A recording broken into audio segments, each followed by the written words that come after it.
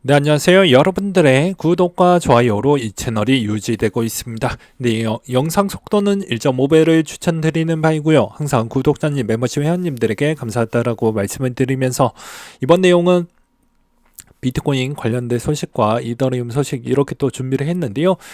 현재 비트코인 현 상황 어떠한지 또 설명을 드리도록 하겠습니다.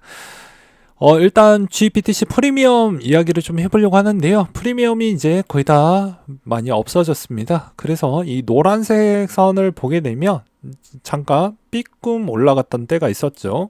그러니까 이 시점에서 GBTC 비중을 보면 어땠습니까? 천천히 내려가고 있었죠. 그러다가 곧바로 수직 낙하를 보여주었습니다. 즉 이것으로 우리가 확인할 수 있는 건 프리미엄 차익을 먹었으니까 당연히 여기에서 차익 실현 매물이 나왔구나 라는 이야기가 여기에서 흘러나오게 된 것이죠.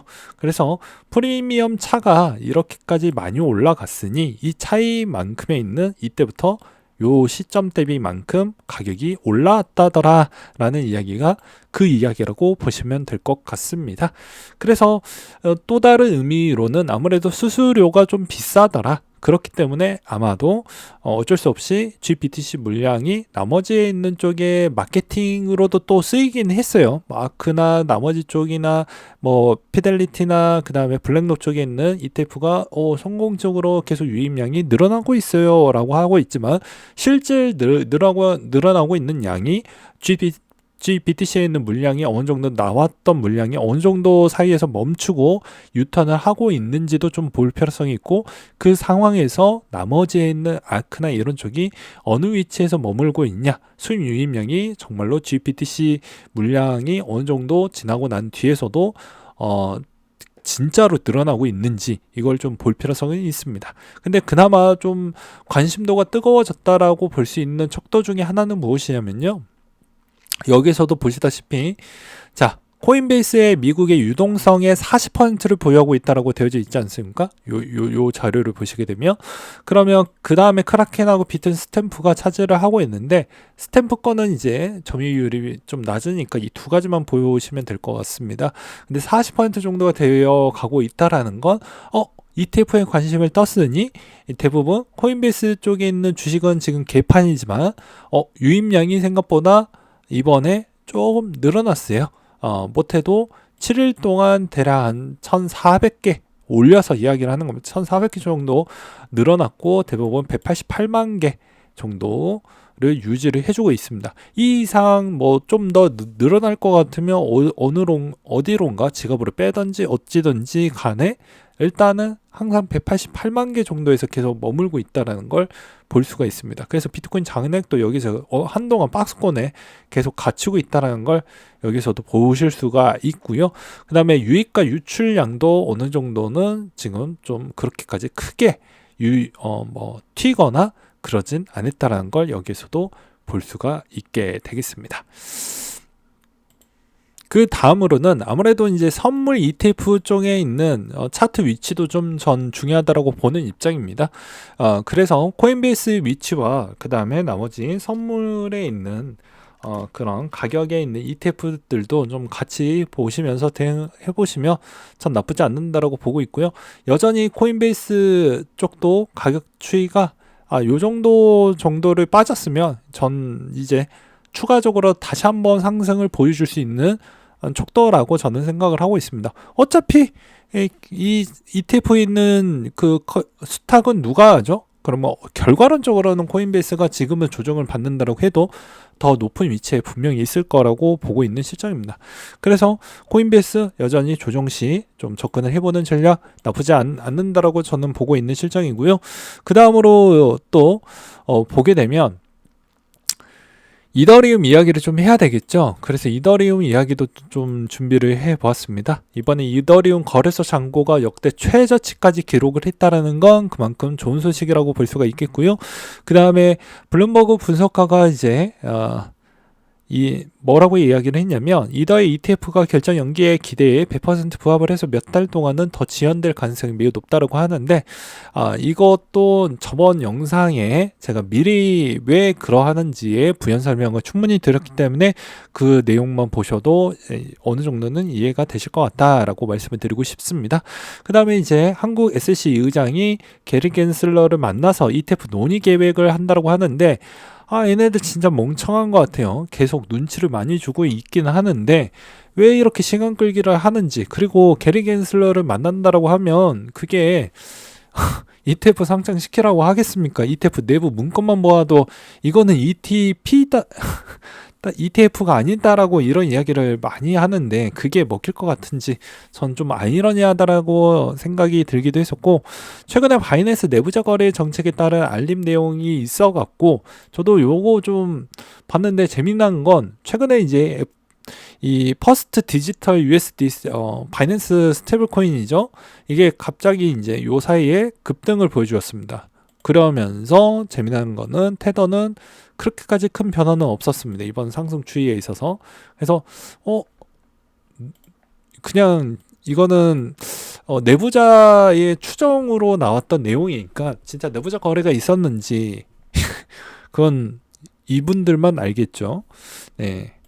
그 다음으로 알트코인 이야기와 그 다음에 테더 이야기를 좀 잠깐 해보려고 하는데요.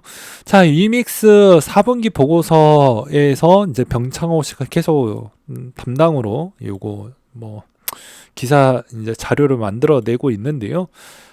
여기서도 이제 대부분 좋은 기사에선 좀 포장된 내용이 좀 많이 나왔습니다. 근데 홍보성 기사라고 했죠. 근데 여러분들이 투자를 할 때는요, 제가 저번에도 뭐라고 했습니까? 내가 가지고 있는 포지션이고 내 자산이 거의 100%다 들어갔다고 해도 객관적으로 생각을 하지 않으면 어차피 가격이 오를 때까지 기다리는 부분에 있었을 때도 뭐 저번 영상에도 이야기를 했지만 쓴맛, 단맛, 뭐 신맛 이거 다 느껴봐야 됩니다. 근데 좋은 부분만 보려고 하면 이게 그 다음 주기에 있는 투자 스타일과 그 다음에 있는 주기의 스타일에 엄청난 타격을 줍니다. 무슨 타격을 주냐? 만약에 예를 들어서 위믹스가 잘 성공을 해서 내가 엄청난 몇십억 부자가 됐다고 칩시다. 그러면 내가 뭐 건물도 사고 해서 어차피 나는 그렇게 많이 실패하지 않을 거야 라고 하지만, 다시 여기에서 돈 벌었던 사람이 이쪽으로 다시 안 올까요? 옵니다. 일부 자금은 또 몇 억 가지고 또 투자를 하겠죠. 그러면 거기에서 거의 실패할 확률이 또 엄청 많아집니다. 매우 많아질 거라고 저는 생각을 하고 있어요. 왜냐? 이때에 있었던 정보성에 있는 객관적이지 못했던 정보 추이가 내 머릿속에 있는 어떻게 보면 도파민의 문제점인지는 모르겠지만 그래도 도파민에 어느 정도 영향성을 주었기 때문에 안 좋았던 도파민 형태로 흘러가다 보니까 그렇게 됐는데, 그게 계속 연속적으로 또 그 고비가 또 왔었을 때 객관적이지 못했던 투자로 인해서 실패율이 어느 순간 또 온다라는 겁니다. 완전 전 재산이 날아가는 건 아니겠지만 이 구간이 어느 정도 잘 고비를 넘겼다고 해도 이 과정이 그렇게 썩 좋지 않았기 때문입니다. 그래서 이믹스 여전히 뭐 논란거리, 문제점 계속 나와주고 있긴 하지만 그러면서 성장을 보이고 있는 것만으로도 전 그래도 기타 소규모 뭐 코인 대비보다는 좀 낫다라고 표현하고 싶습니다. 그 다음에 이제 테더 유통량과 비트코인 관계도를 좀 마지막으로 이야기하고 마무리를 좀 지어보려고 하는데요. 총 유통량의 전체 공급량의 트레저리 지갑에서 보유하고 있는 물량을 제외하고 계산을 해서 시장에서 유통되는 테더를 의미를 할 수가 있는데, 이런 형태로 보게 되면 여전히 테더의 주력도를 좀 볼 수가 있다고 하지만 이제 테더 비중에서 확인을 해야 되는 것은 이 테더가 늘어나면 좋긴 하죠. 그 대신 이 테더가 늘어났었을 때 가장 수혜를 보는 건 이젠 알트라고 저는 표현하고 싶습니다. 왜냐하면 비트는 기관들이 사주지 알트는 기관들이 사주는 게 아니잖아요. 그래서 엄밀히 따진다고 하면 이게 이렇게까지 늘어나는 추이에서 가장 수혜를 보는 건 알트 쪽이라고 저는 생각을 합니다. 왜? 여러분들도 아시지 않습니까? 모든 국가 비중에서 비트코인을 살려고 하는 측면 대비보다 알트코인을 더 살려고 하는 측면이 훨씬 더 많아졌습니다. 비싸다, 뭐다, 이제 어느 정도 프리미엄이 좀 너무 높다, 뭐 이런 이야기로 대부분 그렇게 흘러가고 있기 때문입니다.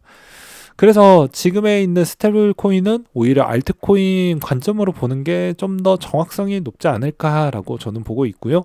그 다음에 이제 테더에 있는 이슈 하나만 더 챙겨본다라고 하면 이 내용이 될 것 같습니다. 언제 추가적으로 비트코인을 어느 시점에 사줄 거냐.